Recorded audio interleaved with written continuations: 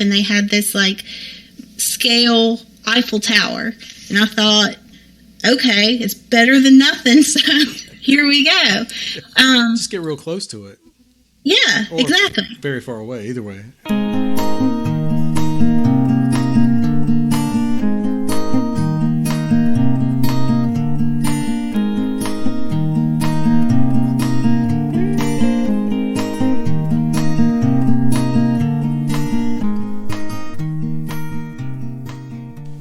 Hello and welcome to WNC Original Music episode 135, the Sesquiquadrate episode.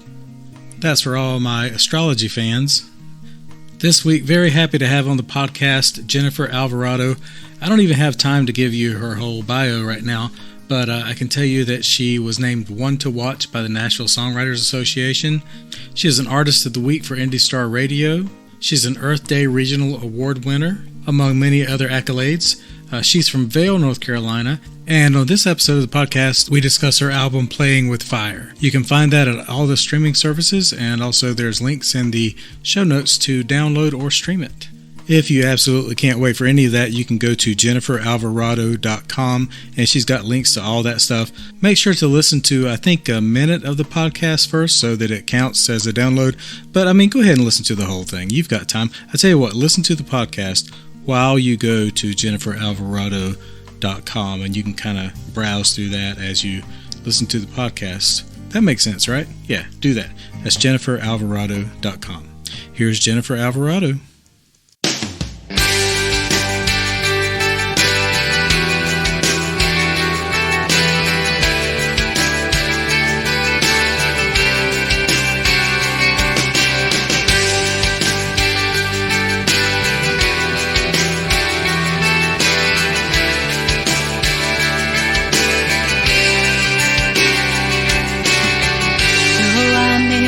Through the valley, I will never walk alone. I feel your presence beside me, helping me to be strong.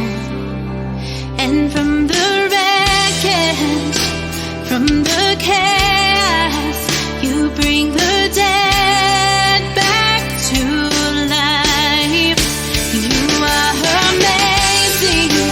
love never failing.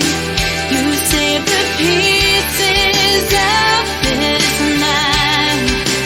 Mighty in your hands, master of my plans. I surrender to you my life. And though I stumble, though I'm broken, you see beauty in me, and you are amazing, amazing love.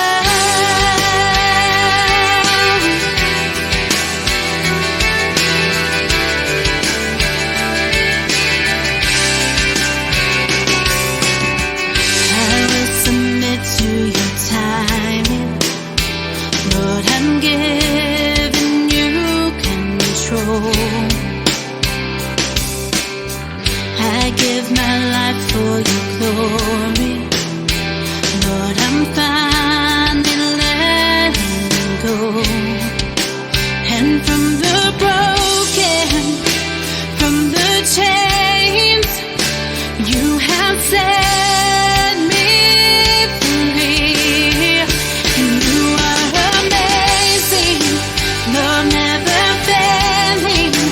You save the pieces of this life, and mighty in your hands.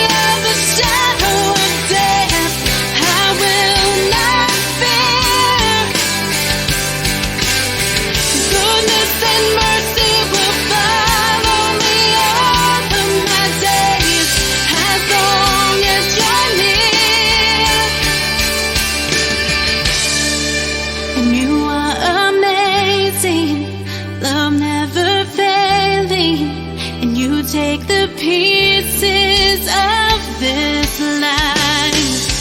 Body in your hands, master of my plans. I surrender to you, my life. And though I stumble, though I'm broken, you see beauty in me. And you are amazing, amazing love,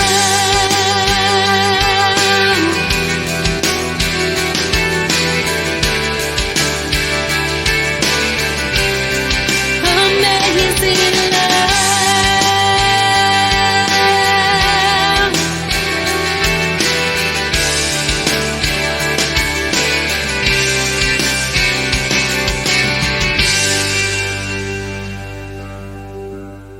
So, Amazing Love, I wrote it several years ago. It was written after I got off a phone call with my dad.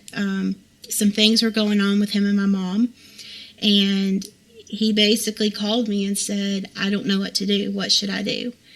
And I just told him, I can't answer that for you, but God can. And I will pray that he answers you and that he's going to guide you through this. And so the first verse is very much written about that conversation and about him just feeling like he had nothing left. And then the second verse, I'm very active in the Celebrate Recovery Ministry. I have been since 2013. And each week with that, I would see these amazing testimonies from people that just how God, when they submitted to him, had brought them through addiction, had brought them through all kinds of things. And so the second verse is very much dedicated to those testimonies and just the power of, first off, of Celebrate Recovery and those testimonies, but also what God can do through somebody's life when you submit to him. And so when I heard this, I got like a strong sense of like a praise song. And so is that something you've done? Maybe thought about that in the context of a worship praise song? Yes. So actually, this song was used with my church. We did it for several years and still have been doing it. But also, I do outside events, worship events, rallies, those kind of things, because I'm a worship leader as well as doing this singer-songwriter thing. And I always pull that one in because it very much is a praise song. And I grew up in the Baptist church and then later switched to Methodist. But I grew up in the Baptist church, and one of the things that you learn very early on is Psalm 23.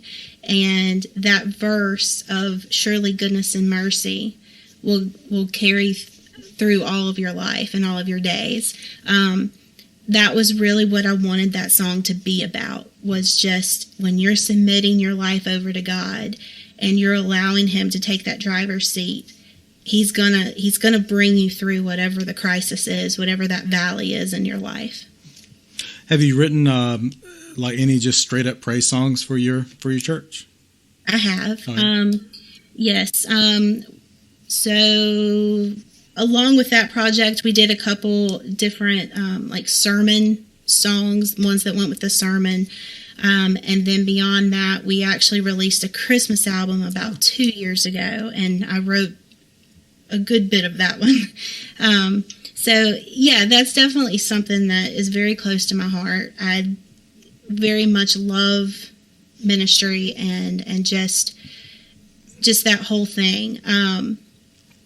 I've moved away from it a little bit. I still go back to it and still write songs here or there, but the country stuff, the pop stuff, like the commercial stuff, if you will, the secular, it comes very naturally and easily to me.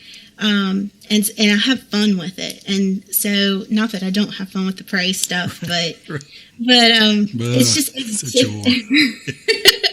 it's just different. Yeah. And, so I really, when I am writing praise songs and just anything with the Christian context, I very much go through every lyric, everything, because I want to make sure it's biblically sound. I want to make sure that it makes sense, that it's honoring God, that it's not some far-fetched thing. So I critique that much more than I do the country and the pop stuff. And so I think I just allow myself more freedom in that. Yeah, that makes sense. Like when you're writing your more personal songs, you're just saying, here's what I think, I feel. But when you're writing a song that here is what is, you really want to be right on that. Right.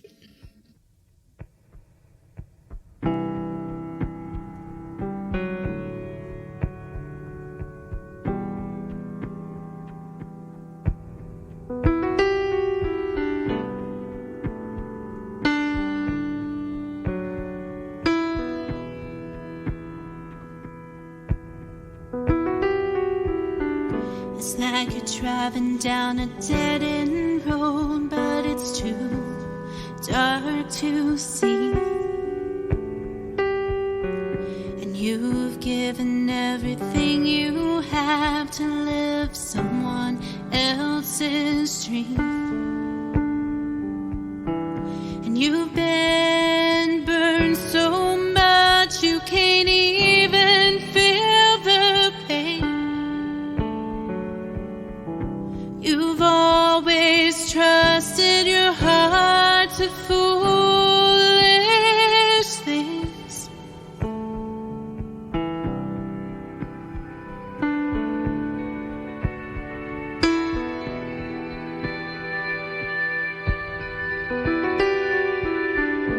I built the walls around my heart, knowing it would break. From all the lies that came from being someone else's mistake, I took the burden of trying to be everything, until all that was left of me was my broken dreams. Now I'm letting go. I'm giving you my heart, the parts of my soul I've never shared before.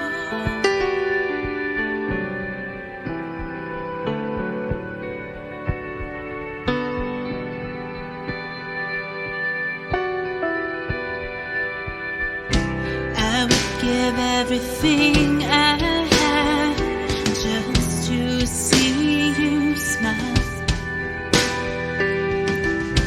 Freely give up all my plans to spend a little while inside your heart. But I'll come to where you are.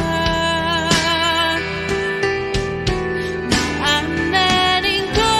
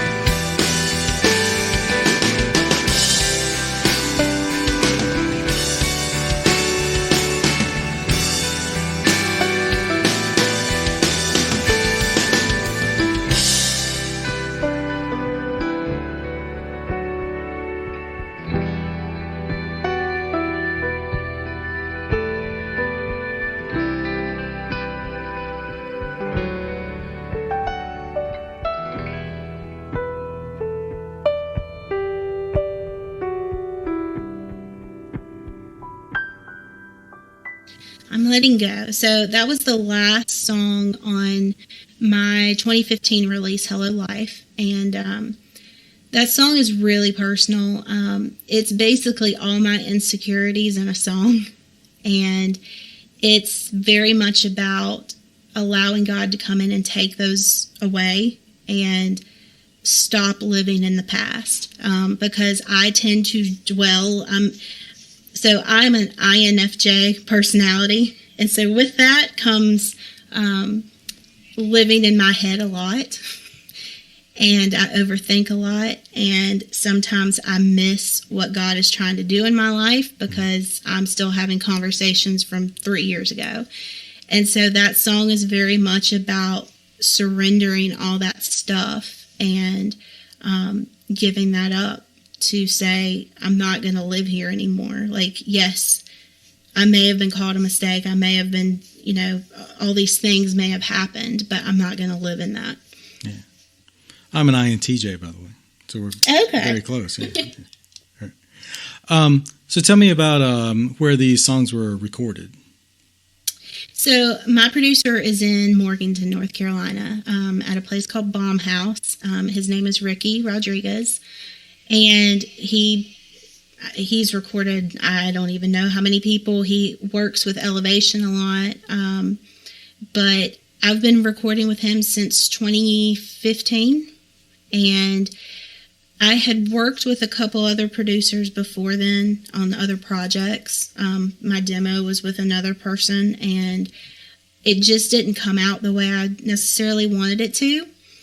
And so when I found Ricky, and the cool thing about Ricky is, like, you have to submit music to him. Like, he doesn't just take anyone. Mm-hmm. And I like that fact because it kind of, I don't know, it just speaks to that he's not just looking for the money. He's actually looking at the art and wanting it to be good. And so I've been working with him since 2015, and it just clicked. Like, as soon as we started working together, I was so scared when I first went into the studio because of other experiences in the studio, and just felt very intimidated in those other experiences. And so when I went in to work with him, he listened. He listened to what I wanted. He listened to the songs, and he really tried to keep them exactly how I had written them and preserve that. And I appreciated that because I didn't feel like I was being forced into, rock or whatever some other producers very comfortable with. He goes with you and works with that. Do you, when you go into the studio, when you write a song, do you have a pretty good idea of the kind of production you want with it? For the most part. Yeah. Yeah, especially with the country. So with the Playing with Fire EP and Hello Life, they are very, very close to exactly what I went in and said, here's my scratch. Here's what I'm thinking. Very close to it. We have changed our process a little bit with what we're working on now. And we'll listen to some of that a little later on, but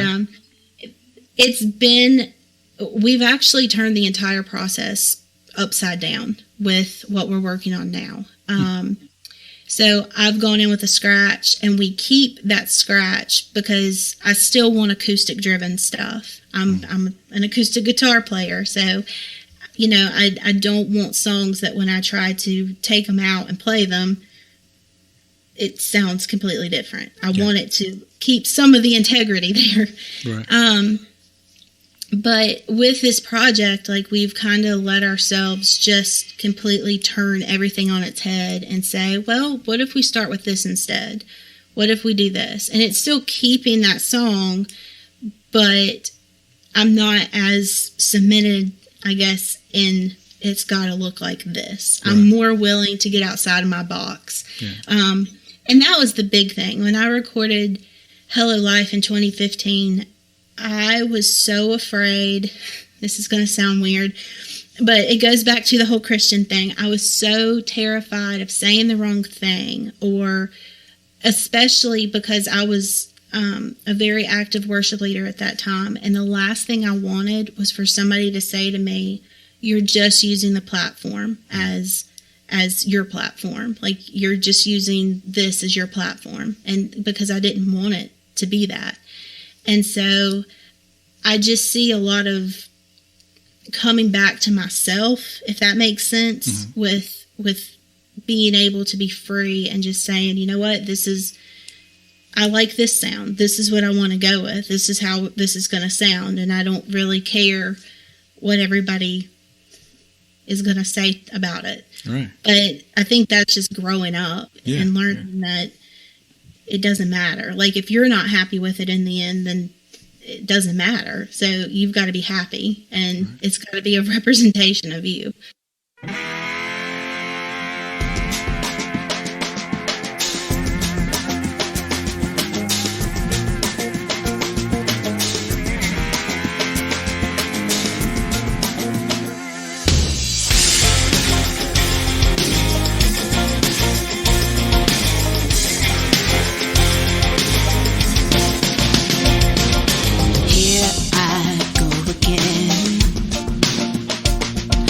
Careless like the wind.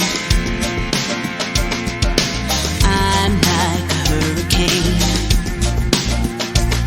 destroying everything that I touch. And I break things like a heart. Doesn't matter who you are, once I get a hold of you. And I take things, take control, spit you out and let you go.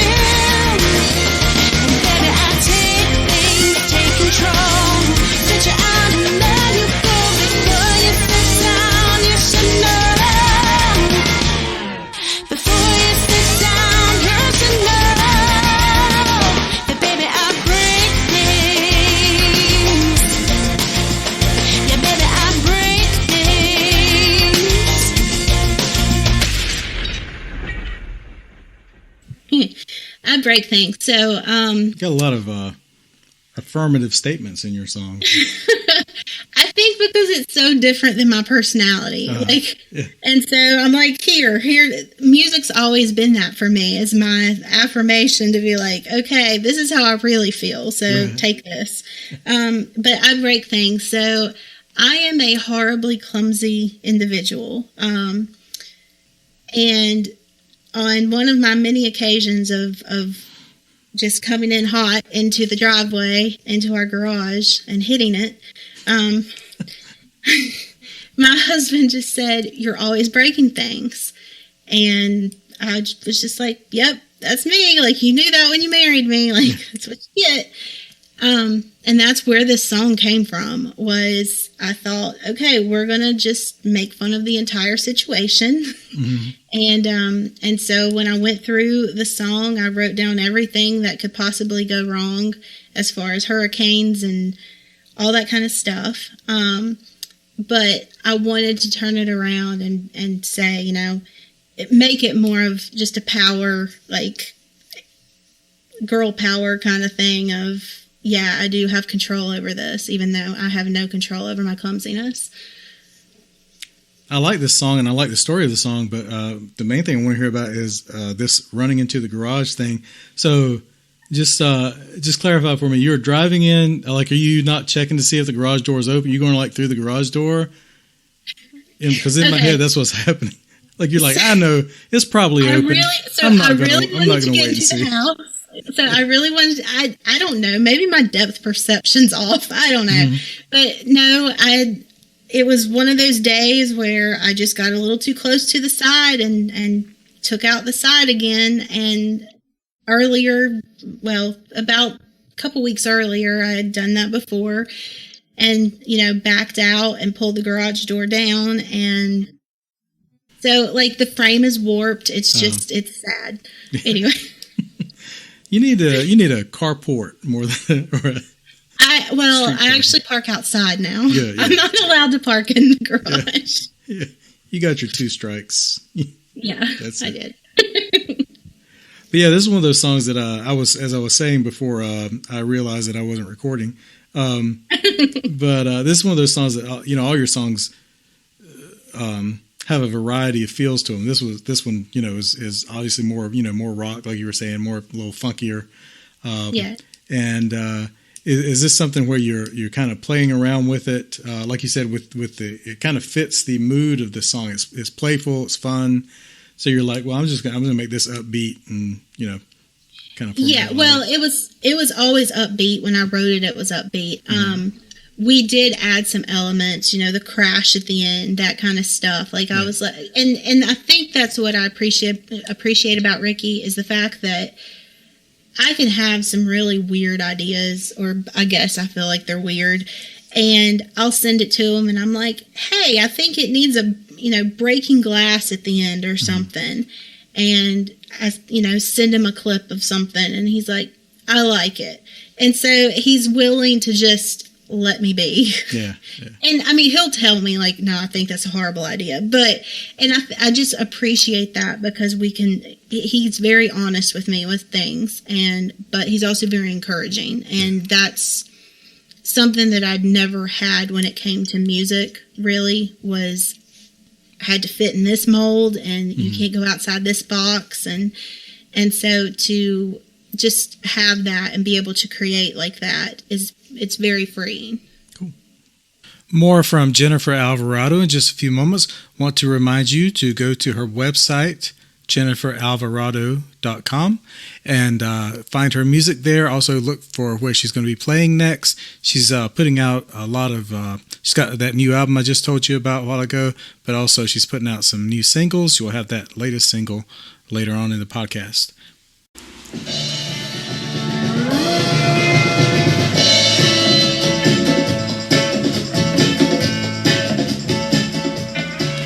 Hi, my name's Mitzi Mueller from Wolf Willow, and I'm here to say that our new single, All I Can Say, is out now on all streaming platforms. We sure do hope you'll like it, and we love you very much.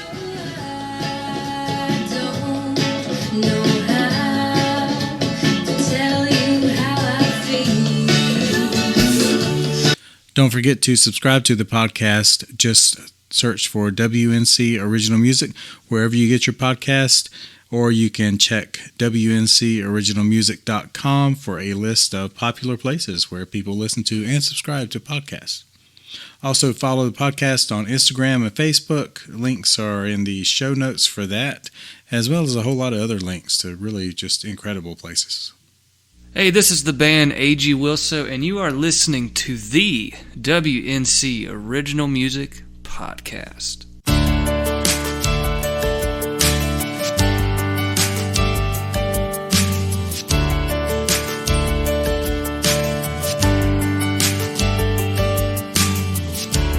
Thousand thoughts run through my head. It makes it hard to sleep. Somewhere between broken and jaded, should I cry or scream?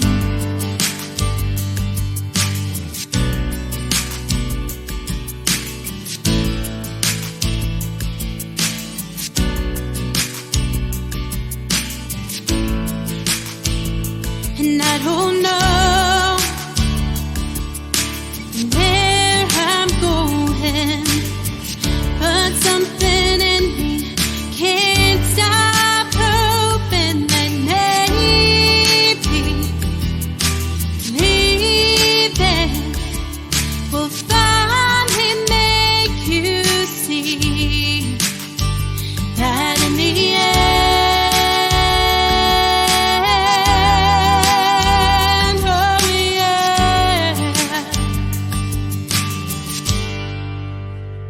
it wasn't me.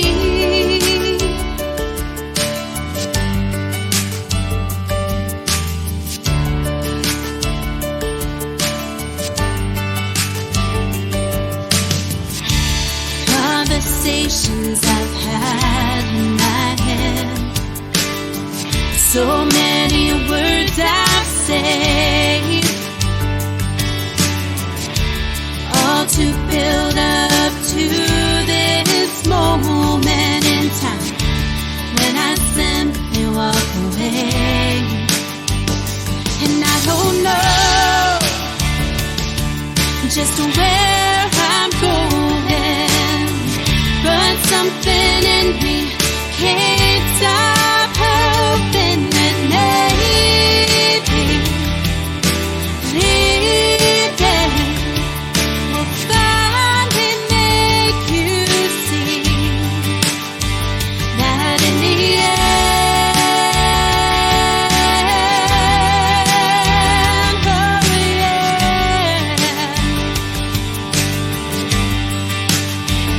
it wasn't me.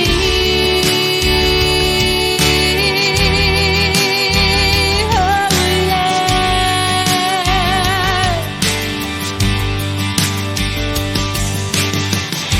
And I can feel my heart breaking as I walk out the door.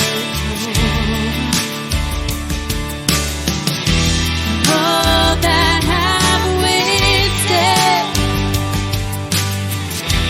trying to be sure,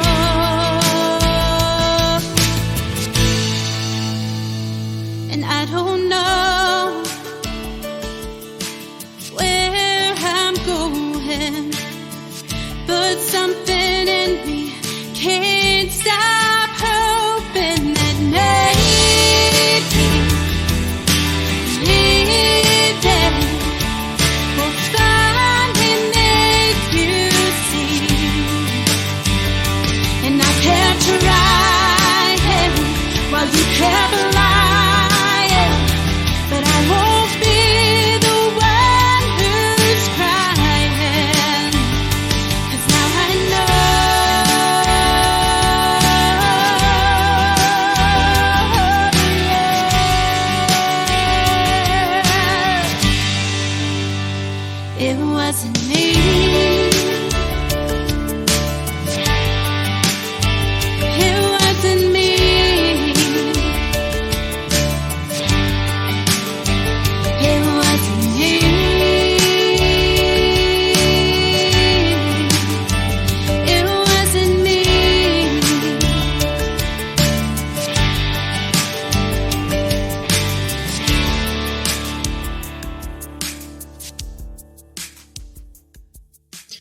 it wasn't me. So I wrote this song. It's actually a resignation for a job. Oh. When I write, I try to write things that are happening in my life, but I try to disguise them to some degree. Mm-hmm. And it was a job that I was very attached to. I'd been there for years. But I also knew that it was just a very toxic situation for me, and I needed to leave.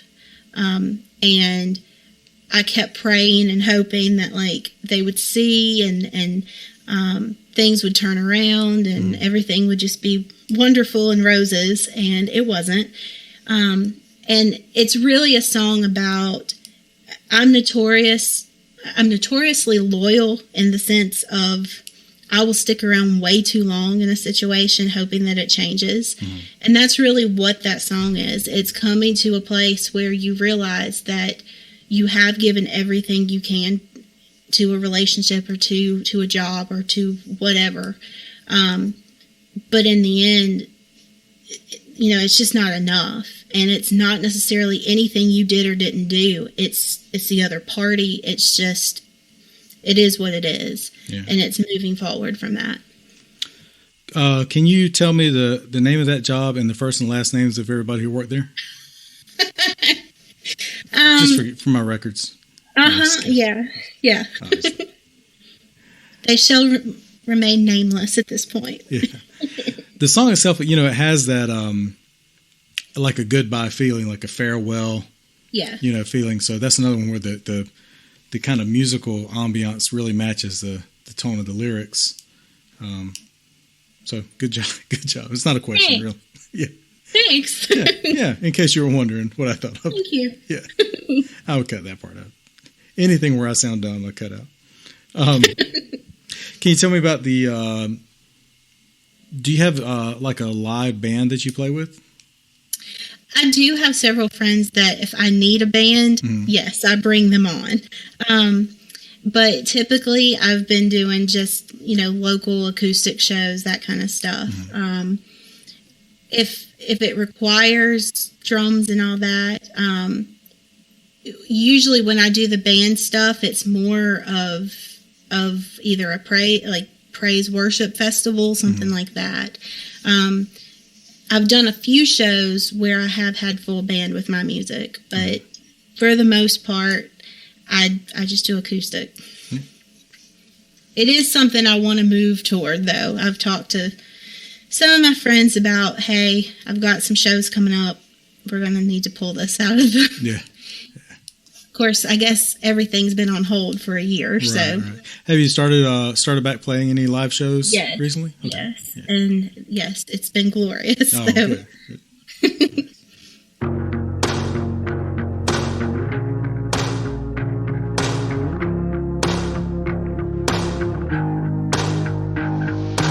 One night becomes three every time you talk to me. Light a match and watch it burn. Soon the table's gonna turn. You think you are the man, talking with your dirty hands, but karma will make it right. The things you took away in spite. Ooh, don't you know? Ooh, the truth is gonna show. One day soon they're gonna see exactly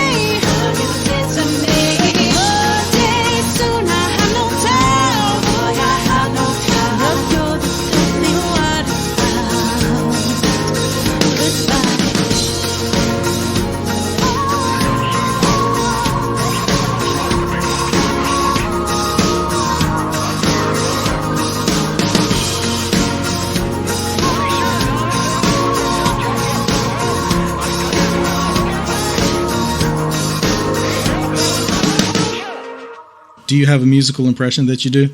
No. No? Well, I will say this. So, all right, here we go.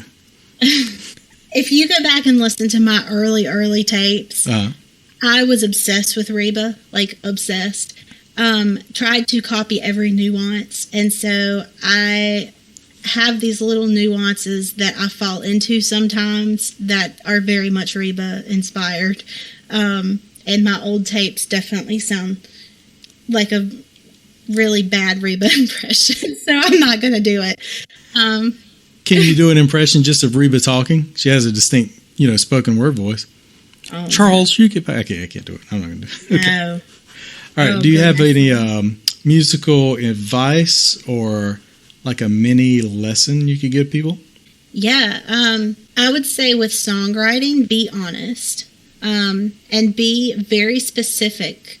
You would think not to be specific because so many times with songwriting, it's like if you're too specific, then you're going to call out a certain situation and it may be a one-off or whatever. But the thing is, when you're specific and you have all those little details, you never know who that can really relate to. And it takes it to a whole new level for that person. And that was the thing I fell in love with songwriting was I always felt like somebody was singing to me and telling me like what I'm going through and how to get through it.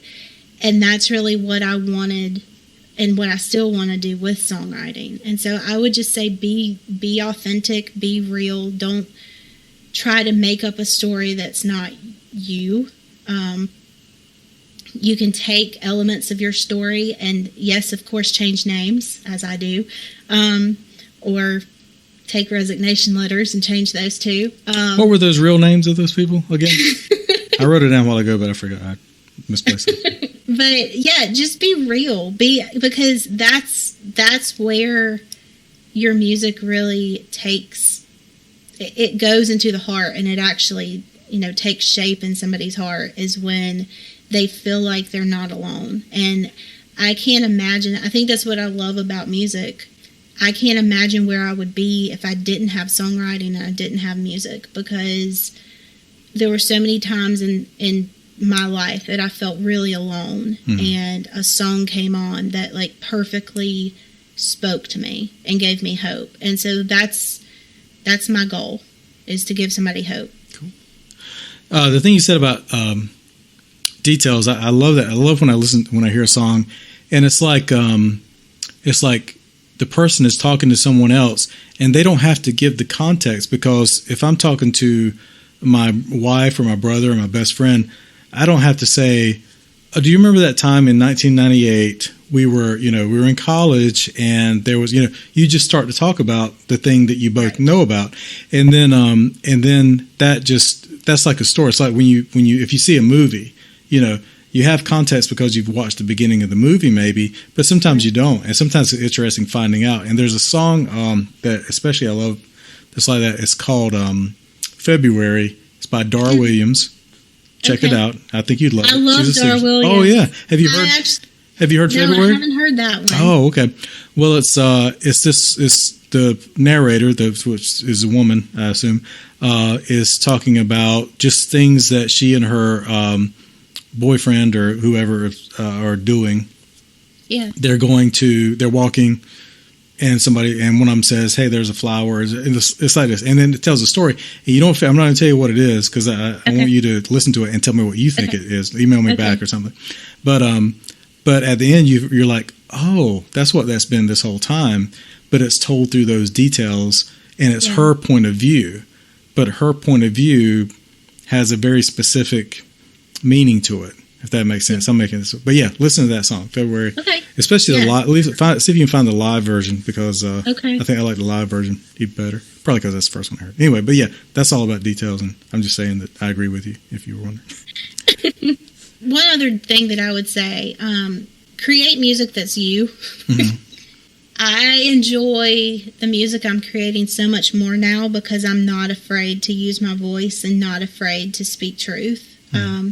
Not that what I wrote in the past wasn't truth. It was just, I feel like I put myself in a box. And so as an artist, be sure that you're not trying to just fit into a mold, that you're not trying to write just the next pop song or whatever. Yeah. Like, if it's not real to you and it's not really encompassing who you are, you're not going to have fun doing it either. So I would just say that as well. Yeah. And that's what I enjoy about with the music we're doing right now. Some of it's very blunt mm-hmm. and honest, and that's okay. I mean, that's why I feel like we have music, is to be honest and truthful, and you never know what that can do. So I like I might be reading more into your story than what is, but I like musicians that are like Christian, and even if they're still doing Christian music, but they kind of go into secular music, but just because that's who they are. I mean, you're not you're always a Christian even when you're singing secular music. But there's I love U2, and they do that a lot. And then Sufjan Stevens, are you familiar with him? He's a singer-songwriter. He does that a lot. I mean, it's just apparent when you listen to his music, you're like, oh, okay, he's got a lot of Christian themes. He's obviously a Christian.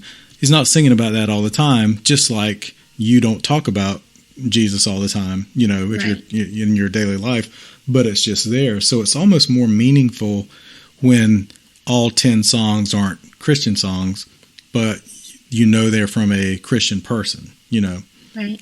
So I kind of like that idea there. Yeah. Yeah, I definitely want my songs to always have hope somewhere built into them. Because to me that is what Jesus is. He's our hope. He's what keeps us going. So I want that to be an element, even if I'm working on a song right now called Filthy Water, and it is very much about a narcissistic relationship that I kind of fell into and found myself in, and it talks about just that the truth always comes to light. Darkness is always eventually the light's going to be shown on that darkness, and you're going to see the truth come out of it. And so I think that's really what I want people to get with my music, is that there is a hope, there is something more to it than just, here's my day. Yeah. All right, I really want to thank Jennifer for being on the podcast. I just had a great time talking to her. Make sure to go and listen to her album and her new single as well. Also go and visit her website, jenniferalvarado.com. Should have a part 2 of this episode coming up in several weeks, so keep an eye out for that as well.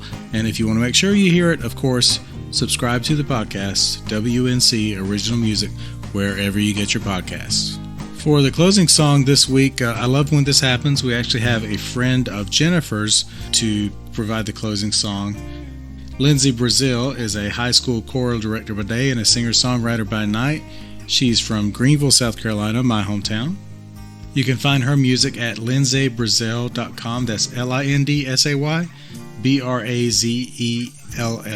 lindsaybrazell.com. Have a good week.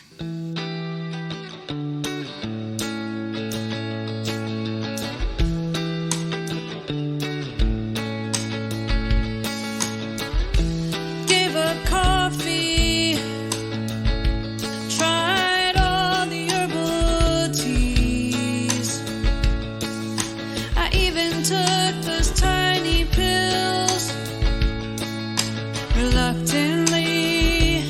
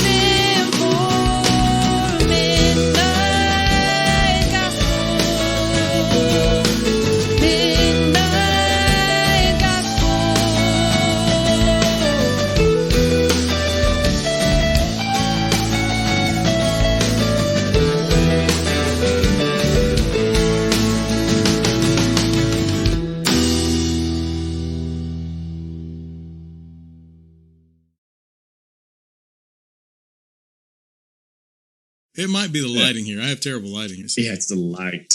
Right. Yeah. The light missing from my eyes.